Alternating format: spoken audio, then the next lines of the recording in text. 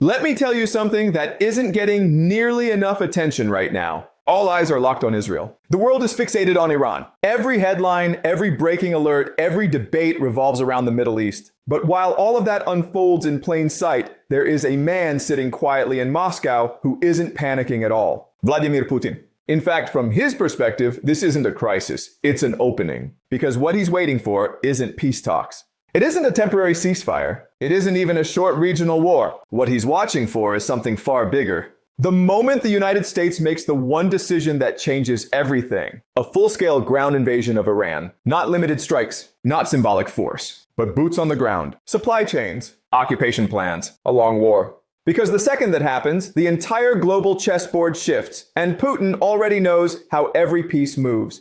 Right now, the situation looks chaotic. Iran is taking hits but not collapsing. Israel is escalating, but carefully. The United States is hovering, trying to project strength without fully committing. It feels unpredictable. But underneath the noise, there's a pattern. And once you see it, you can't unsee it. At this moment, America still has something incredibly important.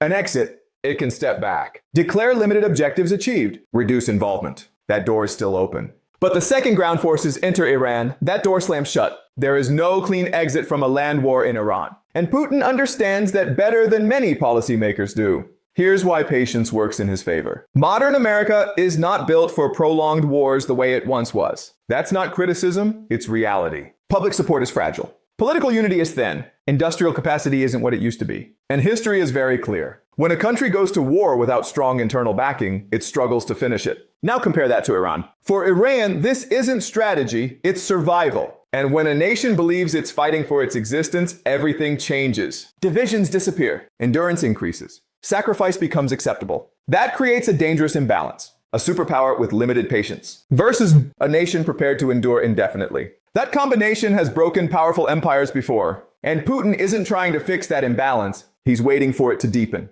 Because if the United States stays restrained, Russia gains very little. But if America gets pulled into a full invasion, everything changes, attention splits, resources stretch thin. And suddenly, the most powerful alliance in history is fighting on multiple fronts. That's how great powers decline, not in one dramatic collapse, but through slow overextension. We've seen this pattern before. Vietnam, Iraq, Afghanistan. Early success followed by prolonged struggle. Then public fatigue, then strategic drain. Putin has studied this closely. And while America is absorbed in Iran, Russia doesn't sit still. It moves, especially toward Odessa. Because Odessa isn't just another city. It's a strategic prize, key to controlling the Black Sea and reshaping the balance in Ukraine. Right now, Europe can support Ukraine largely because the US is engaged. But if American focus shifts fully to the Middle East, Europe is left carrying the burden alone. And that may not be sustainable. That's the window Russia needs. But the ripple effects go far beyond Ukraine. A US invasion of Iran would shake the entire global system. Energy markets would destabilize. The Strait of Hormuz becomes a flashpoint.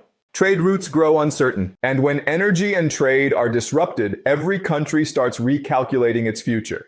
This leads to three major shifts. 1. Economic reversal. Countries begin rebuilding local industries, not for profit, but for survival. 2. Fragmented trade blocks. The global market splits into competing regional systems. 3. Remilitarization. Nations invest heavily in defense, preparing for instability. And as these shifts accelerate, the global order weakens. From Putin's perspective, that's the ultimate outcome, a fragmented world. Weakened alliances, less unified opposition, a system where Russia operates with far more freedom. And the key point, he doesn't need to force anything. He just needs to wait.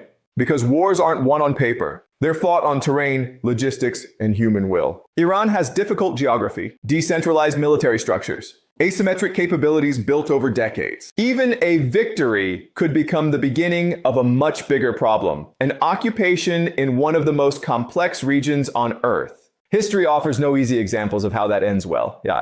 So when you zoom out, this doesn't look like chaos anymore. It looks like a trap, not a trap built through manipulation, but through patience. Putin doesn't need to push the United States into Iran. He just needs to let events pull it there.